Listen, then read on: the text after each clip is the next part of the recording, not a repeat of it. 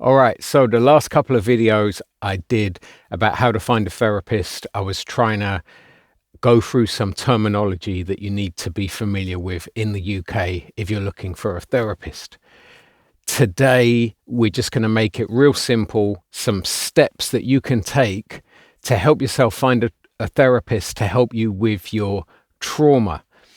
And so I've written out notes for this because the last video you could see up, but the memory wasn't quite working properly. So first thing, if you've got a friend who had therapy for their trauma and it went well, then ask them, say, would your therapist be happy with me having their details? Because that recommendation there is worth its weight in gold. When you actually know someone who has had trauma therapy and it's gone well, that is a great recommendation right there. Okay. Second thing, if you go on the Professional Standards Authority website, and I will put the link to that in the PDF that accompanies these videos. If you go on the Professional Standards Authority website in the UK, you can then look up accredited registers of therapists. So there you'll find things like the BACP, you'll find things like the NCPS. These are the organizations that we talked about in the last video, right? And so from there, you can go on those individual registers and you can look up, they normally have a search function where you can look up trauma therapists in your location, but you might be looking for trauma therapy online, in which case the location might not be so important to you. But they will have lists of therapists who say that they can help with trauma. So that's the second thing. Now, third thing, using those two methods, going on the websites of accredited registers of therapists or asking a friend for a recommendation of their therapist, with that, you want to try and get three potential therapists. And I'm indebted to a friend of mine who pointed this out. It's a bit like when you're going to go and get a builder to do some work, or a painter or decorator, you're going to ask three people and get three quotes, and you're going to work out who's the best person for the job. So same way, if you're getting therapy for your trauma, it's even more important to, I would say, get two or three potential therapists and work out who's the best one for me. So number 4, some therapists offer a free initial conversation. It might be like a 20-minute or 30-minute conversation. So use that and use email correspondence to ask these three potential therapists the following questions. Okay, so firstly, ask, what is their approach to trauma? Like we said before, lots of people call themselves trauma informed, and you see some people now using the term trauma focused, and you want to ask them, well, what is your approach to trauma?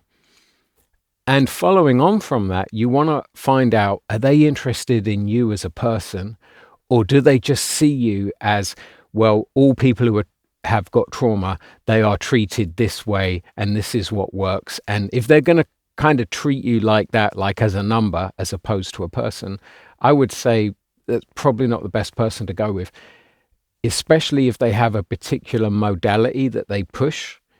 So if they say, well, the modality I use is this, let's say, for example, if it was, I don't really want to pick one out because I don't want it to sound like I'm being disparaging to it, but let's say there's someone said EMDR. They said, well, this is the modality I use. Well, what if in the course of your work together, because it is a collaboration, it's not just a therapist, it's a therapist and the client. In your work together, if it turns out that actually EMDR, it doesn't work for you, maybe you don't feel comfortable with it, are they able to then be like, okay, I tell you what, we're not going to do that, and take a different approach. So you basically, what I'm getting at here is you want to know, are they going to collaborate with you and see you as a person and see you as the expert on your trauma? Next question. Ask them, what is their training? What is their trauma training? and what is their experience with trauma.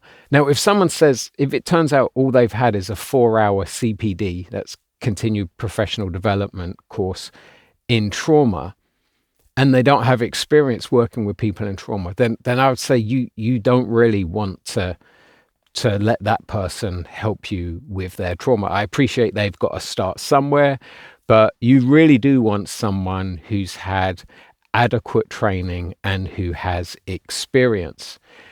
Next question you can ask them is, who are their influences when it comes to trauma? They should be able to tell you a couple of names of people who influenced them in their approach to trauma, and you can then go and look them up later. So, if someone asked me, who are my influences about trauma, I'd say probably the two big influences for me are Dr. Judith Lewis Herman, a psychiatrist, and Dr. Diane Langberg, a psychologist. And those two, their approach to trauma has been massively influential to me. So I'm not saying you should get people who those are the two names that have influenced them. I'm just saying you want to find out who are their influences and then look them up. Next one. Is their supervisor trauma informed? So here's the thing. And if you've got someone from one of the governing bodies we've mentioned before, like BACP or NCPS, they will, it's a condition that if you're on their registers that you have to have supervision. And ethically, as a therapist, you should have supervision.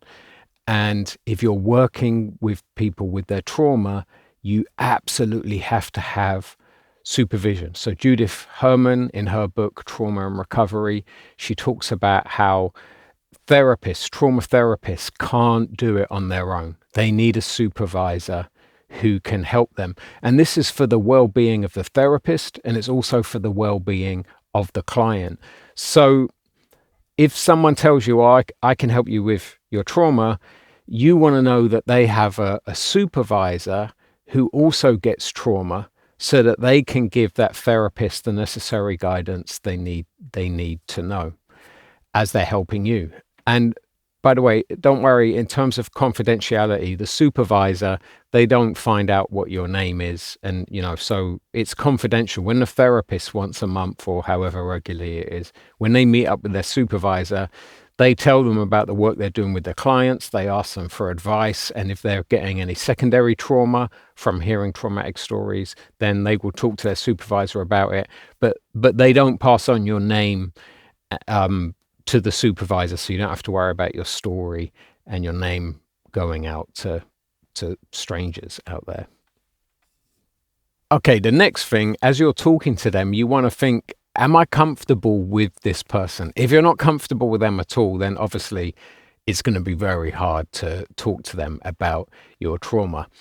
And similar to that, you want to look at how do they use their voice, their power, and their relationship, because that's going to be key.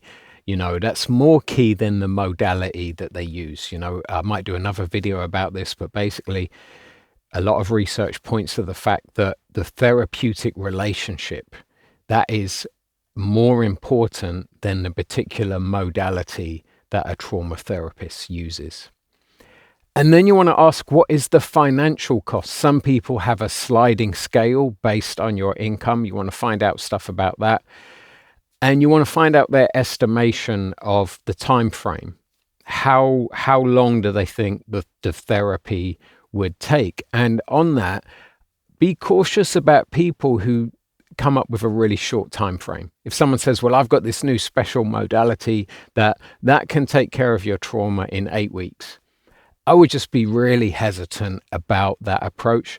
Over the years, particularly in psychiatry, there have been fads that people go through. And sometimes they're kind of sold to people as this is much quicker than other therapies. And trauma work does take time. It does take time. So be careful of anyone who thinks they can rush through it. And often you'll find that honest honest therapists who are experienced with trauma, even when they use particular modalities that other people are saying are faster, they will be more likely to say, actually, this particular modality isn't really faster than the other ones. So the reason why they use that modality is not because it's faster, but because it might suit that particular client better than another modality. Okay, next one is, and this is the last question, is ask them what their availability is like. What's their waiting list like? They should tell you that up front. You don't want to be like, yes, this is the person I'm going with. And then when you go to book with them, they say, I've got a 3-month waiting list. Bear in mind, a lot of therapists, trauma therapists, are going to have a waiting list. So you do want to, I appreciate it takes a while, doesn't it, to get ready where you're like, I'm at this stage, I can see someone now. But also bear in mind, sometimes you can't immediately get to see someone. You might still have to wait a few weeks for people's waiting list. So those are my questions that I think would be helpful to ask a therapist before you commit to seeing them. Remember, you have agency. You don't have to meet with a therapist that you're not comfortable with. Be careful about choosing someone that you're comfortable with. And I just think anyone out there who's looking for a therapist right now, you're very brave. I'm very impressed with your bravery, and I wish you all the best for your search for a good therapist. All right, take care.